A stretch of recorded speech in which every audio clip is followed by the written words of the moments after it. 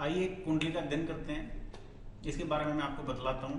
एक ये सुमित तनेजा नाम की कुंडली है और इस कुंडली के विश्लेषण में भी प्राप्त होता है कि 8/4/1975 का जन्म है, यानी कि लगभग अब 45वें साल में चल रहे हैं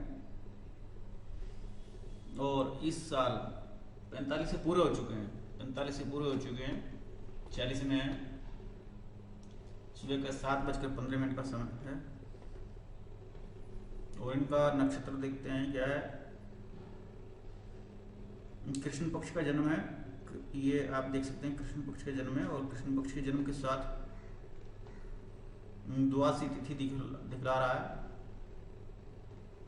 और नक्षत्र स्वामी राहु है। इसका नक्षत्र का जन्म नक्षत्र यानी कि ये शतभिषा नक्षत्र है।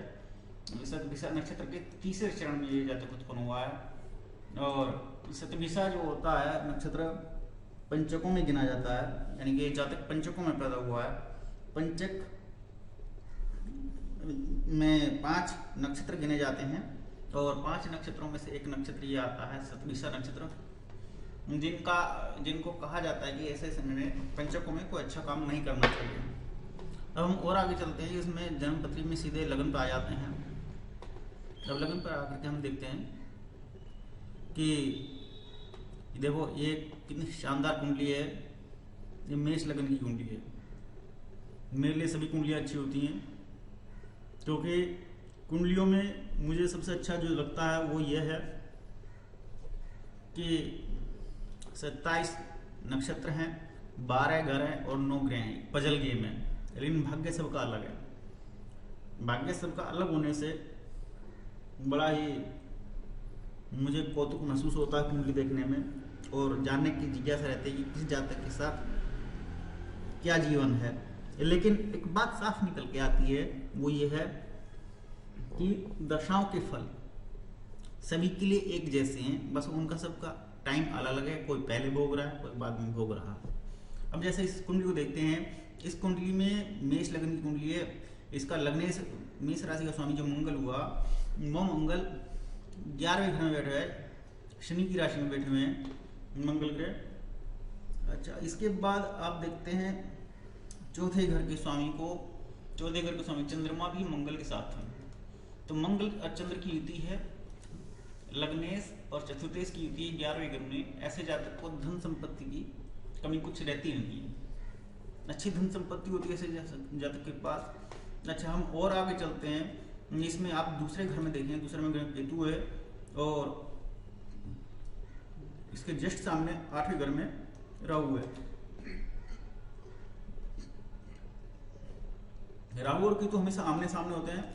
राहु जब अष्टम घर में होता है तो ऐसा जातक तंत्र मंत्र विद्या में विशेष रूप से रुचि लेता है। केतु दूसरे घर में होने से जातक खाने पीने का शौकीन होता है। उसकी कुदृष्टि भी होती है। कुदृष्टि का मतलब होता है कि जो कोई खा रहा पी रहा होता है उसको उसकी नजर लग जाती है, अर्थात इस जातक की कुदृष्टि है। मन में नीच विचार भी आते होंगे जिसकी वजह से उसका दुष्परिणाम सामने वाले को भोगना पड़ता होगा। अच्छा, इसके बाद हम और आगे चलते हैं। शनिदेव तीसरे घर में मिथुन राशि में बैठे हैं। मिथुन राशि में बैठने से शनिदेव मिथुन राशि में बैठने से शनिदेव बुध के गुणों को ग्रहण कर लेते हैं। कोई भी ग्रह, ज्योतिष का सिद्धांत है, कोई भी ग्रह जिस घर में और जहां पर बैठता है, जिस राशि में बैठता है, उसके गुणों को ग्रहण कर लेता है। बुध जो है व्यापारिकता के कारक हैं, व्यापारिकता का योग बनाने वाला प्रमुख ग्रहों में से एक हैं। तो बुध के गुणों को शनिदेव ने धारण कर लिया तो ये जातक व्यापारिक गुणों को धारण करने वाला बन गया। और शनिदेव तो वैसे ही तीसरे घर में बैठ करके व्यापार ही मुख्य रूप से कराते हैं और अच्छा परिश्रम भी कराते हैं।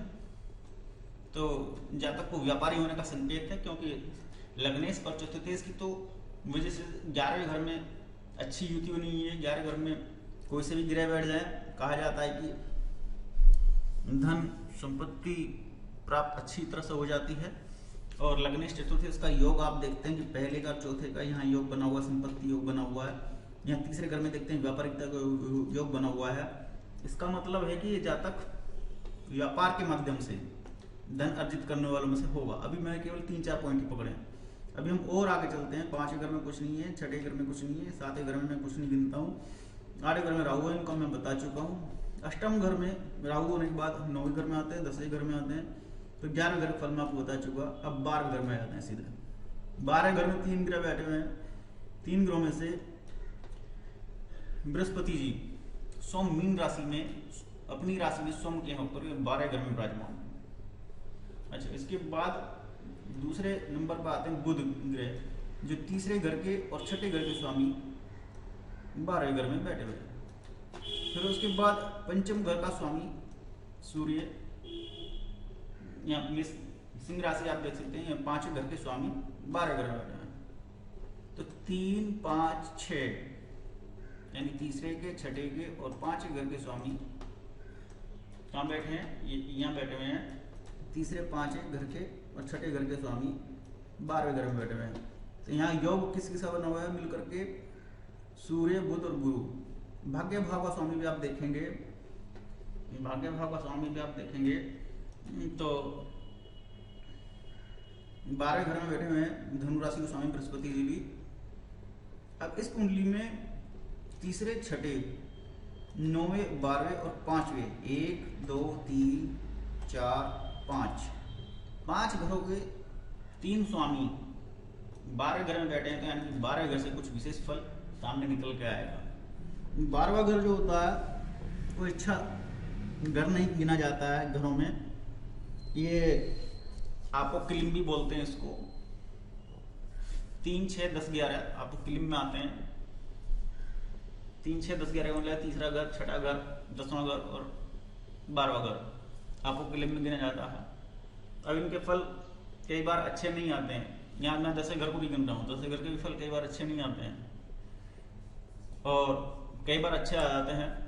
अब 12वें घर से ये संकेत निकल के आता है। 12वें घर में बृहस्पति जी हैं मीन राशि में। तो जातक को मैं आपको बता चुका हूँ कि तंत्र मंत्र में रुचि लेने वाला होगा।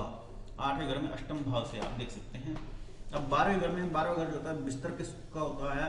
ऐसे जातक को बिस्तर का सुख यानी कि पत्नी के साथ सुख कम मिलता है और जब पत्नी के साथ सुख कम मिलता है तो वो उसकी परमात्मा की तरफ दृष्टि जाती है कि परमात्मा का कहीं ना कहीं वो रोल होता होगा, परमात्मा की कृपा दृष्टि कुछ बनती होगी। अर्थात तंत्र मंत्र में रुचि लेने के साथ कुंडली पुजारियों में भटकता फिरने वाला जातक बनेगा। अच्छा, इसके बाद इसमें और चीज देखते हैं, दृष्टियां किस किस की हैं। देखो, राहु 5 आत्माओं को देखता है, 5वें, 7वें और 9वें घर को देखता है। तो राहु से गिनते हैं। पहला तो राहु का ही हो गया, 2, 3, 4, 5। राहु भी इन 3 ग्रहों को देखता है। शनिदेव भी देखते हैं क्योंकि शनिदेव 3, 7, 10 को देखते हैं। तीसरे, 7वें और 10वें घर को देखते हैं। तो दूसरा, तीसरा, 3 के बाद 4, 5, 6, 7, 8, 9, 10। तो राहु और शनि की दृष्टि किस किस पर आ गई? गुरु, बुध और सूर्य पर।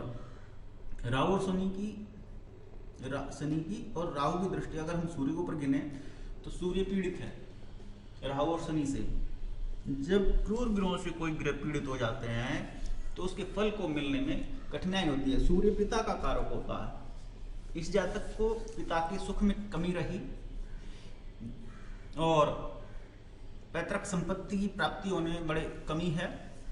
हालांकि अपने मकान में ही रह रहा है क्योंकि लग्न चतुर्थ का योग है, लेकिन वो इसके नाम पर नहीं है। इसी समस्या ये कि मेरे नाम पर नहीं है।